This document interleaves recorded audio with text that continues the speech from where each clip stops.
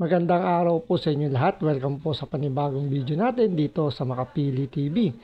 Ngayon ito, continuation lang po ito ng issue ni Vice Ganda at ng kanilang segment na especially for you. Kasi dun sa nakaraang video natin, napag-usapan natin dun yung parang diskriminasyon ng kulang sa kagwapuhan at yung sobrang gwapo. So tanggalin muna natin yung issue na yun kasi medyo merong mas malalim na issue ang lumalabas tungkol dun sa segment na yon. So, bigyan natin ng konting konteksto para sa hindi pa nakakapanood. Ito yung nangyaring sinabihan ni Vice Ganda, yung isang contestant, si Axel, dun sa especially for you, yung akmang bebeso daw di umano. Pero sabi nga ni Axel, yung mismong contestant or searchy doon na wala namang talagang nangyaring pag-amba ng pagbeso. Pero yun nga, sa point of view ni Vice Ganda at ng Showtime, ng ibang mga host doon, siyempre sa angulo na kanilang kinuupuan, parang umakma ng pagbebeso. So, inawat ni Vice Ganda, kinolout niya, and then yun nga lang, medyo napasobra kasi may parang sabi nga nila na dehado yung tropa namin doon dahil nga hindi kagwapuhan. So parang kinall out siya para pigilan yung plano niya or yung intention niyang magbeso daw di umano.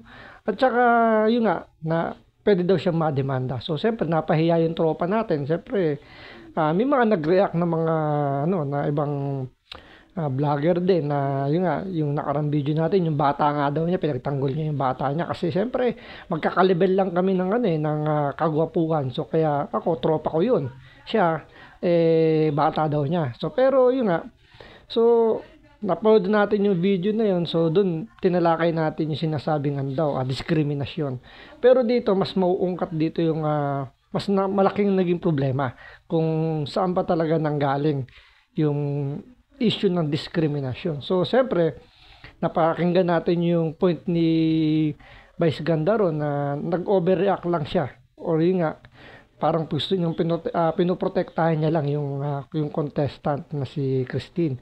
So, ito yung statement na nilabas kasi ni Vice Ganda na sabi niya na na-open daw or feeling ni Christine, haras daw siya nung time na yon. Kaya, naglabas siya ng statement na binabawi niya na yung plano niyang paghingi sana ng apologies dito kay Axel. So panoorin po natin tong video ni Christine na pinasisinungalingan niya yung sinabi ng It's Showtime at ni Vice Ganda na sinabi daw niya di umano na naharas siya or yung na hindi siya naging komportable nung mga oras na yon. So bago natin simulan yung topic na yan, kung hindi ka pa nakasubscribe sa Makapili TV, baka pwede naman pakipindot yung subscribe button at the same time palike na rin po ng video, wala naman pong bayad dyan, kaya pindot na. So ito, panoorin po natin tong video ni Christine na pinasisinungalingan yung sinasabi ng It's Showtime at Vice Ganda.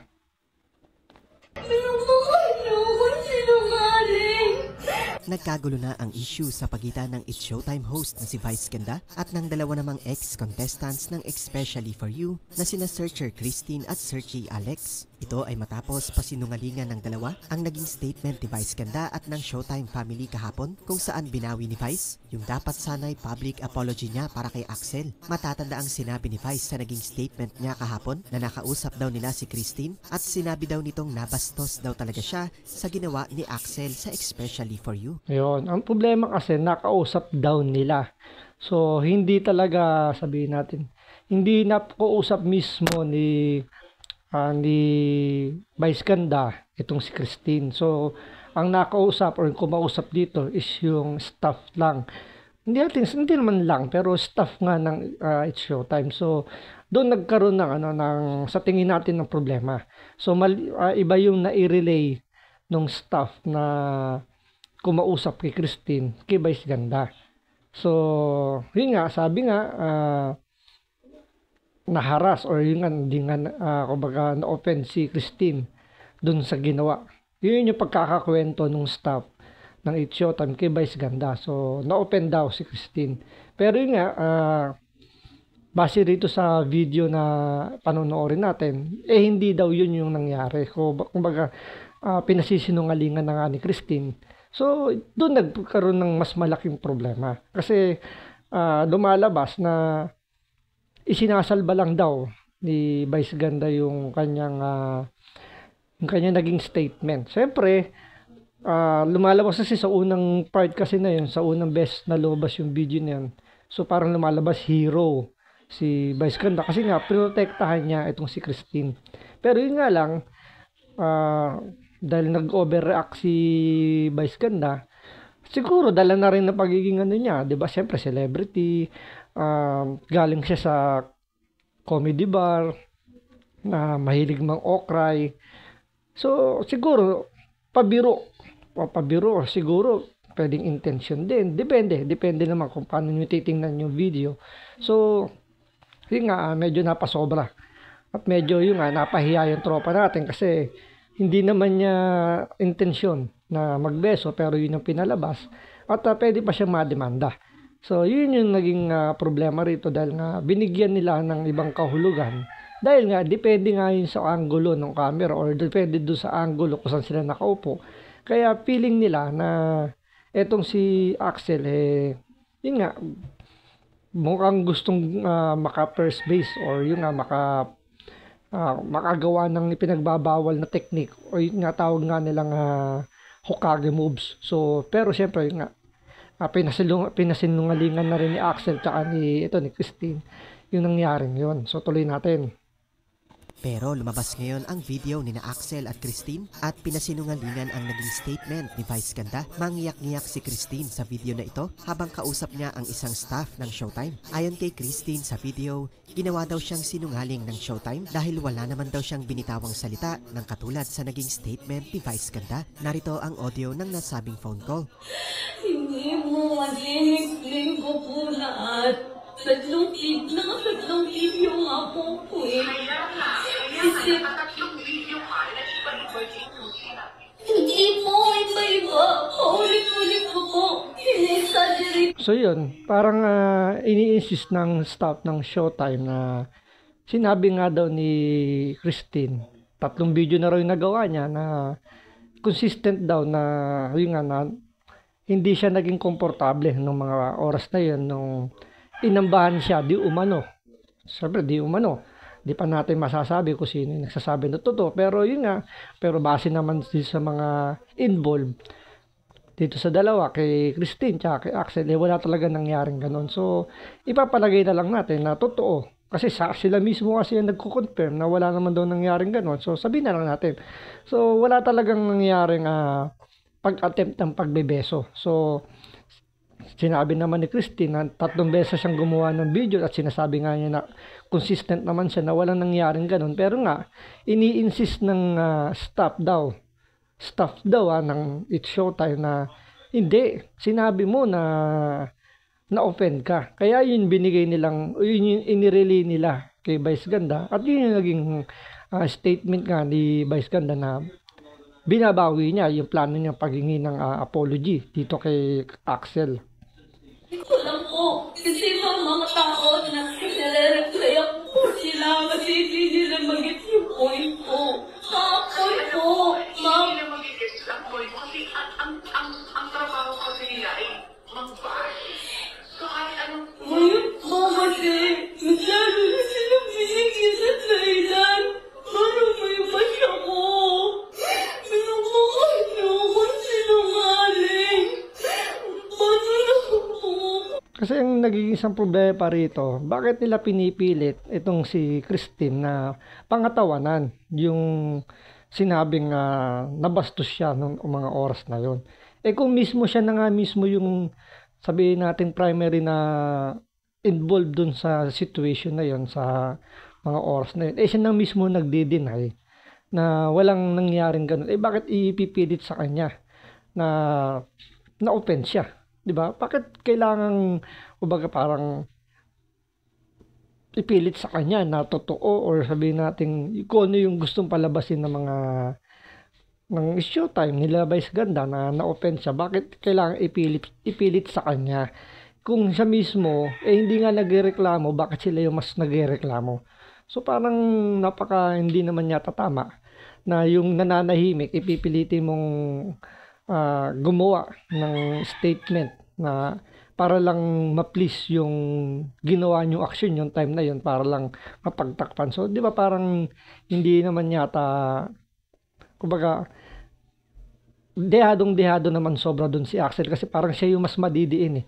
Parang gusto nila dikdikin si Axel na talagang, alam nyo, na nag-take advantage siya ng mga oras na yun. Okay, yan ang nangyari. So base sa sinabi ni Christine, siyang sinungaling dahil dun sa inilabas na statement ni Vice Ganda live on air. Taliwas kasi yung sinabi ni Vice Ganda sa explanation ni Christine about the incident. Tila naninindigan si Christine sa nauna niyang naging pahayag na hindi talaga siya na-off at understood niyang hindi talaga siya binalakhalikan ni Axel sa Especially For You. So in short, in defense pa rin siya kay Axel. Si Axel naman ay naninindigan sa una niyang naging pahayag na wala siyang balak na halikan si Christine sa Showtime. Ayon sa kanya, explain ko lang yung nangyari sa Showtime Especially For You. Syempre hindi ako napili. Lalapit na ako kay Christine. Syempre nakaamba na yung kamay niya ng appear. Ginawa ko, nakipag-appear ako sa kanya tapos hinawakan ko yung kamay niya. Ang balak ko talaga sana ay bro code. Yung bro code na yon yung shake hands. After ng shake hands, didikit yung balikat tapos tap sa likod for comfort.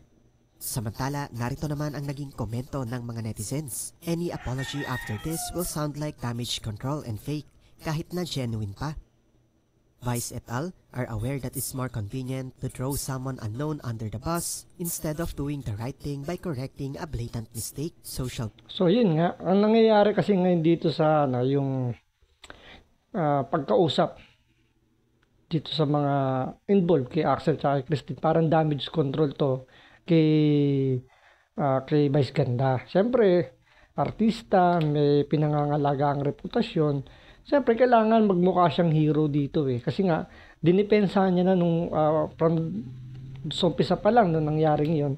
Eh, ang dating sa mga audience, sa mga nanonood, sa ibang mga kasama niya ron, eh, pinagtanggol ni Vice Ganda. So, siyempre, naging hero siya nung time na yon kung nagkamali siya dun sa paghatol niya or yung pagiging overprotective niya, eh, sumobra. Eh, kailangan nilang i-damage control yun eh. Kasi nga, yung kredibilidad niya, medyo, di ba, baka tamaan. Yung nga lang, medyo mas napasama dahil nga, naglabas na siya ng statement na hihingi nga dapat siya ng apology dito kay Axel.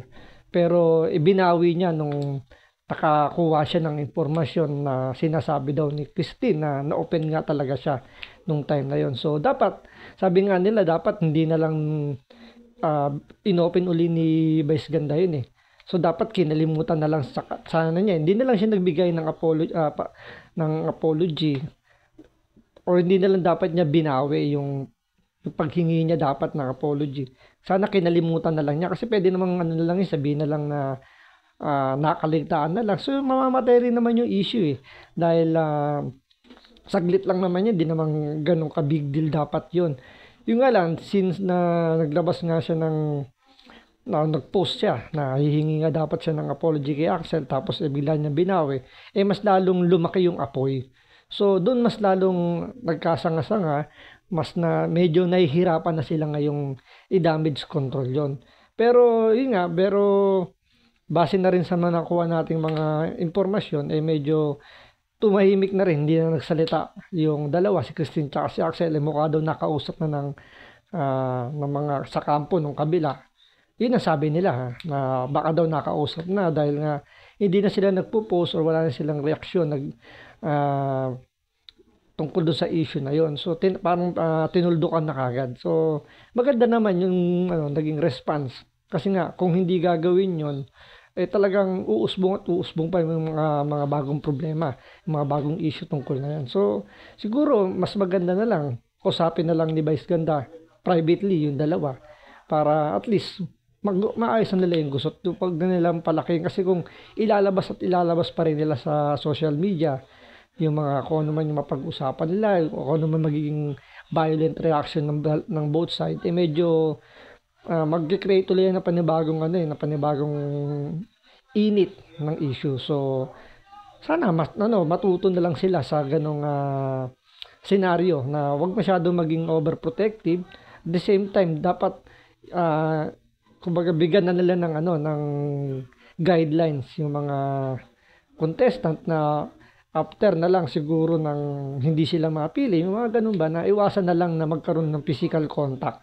So, doon na lang yung magbigay na lang sila ng speech para sa, yung kumbaga yung, sabihin natin yung pagsasara ng kanilang yugto doon sa segment na yun, yun na lang ibigay nilang statement. Huwag na yung magkaroon ng physical contact para yun nga, maiwasan yung ganyang klaseng mga problema. So, maraming salamat po sa panonood. So, ingat po kayo and God bless. So, antayin natin kung maglalabas pa ng any statement yung dalawang party. So, take care po and God bless.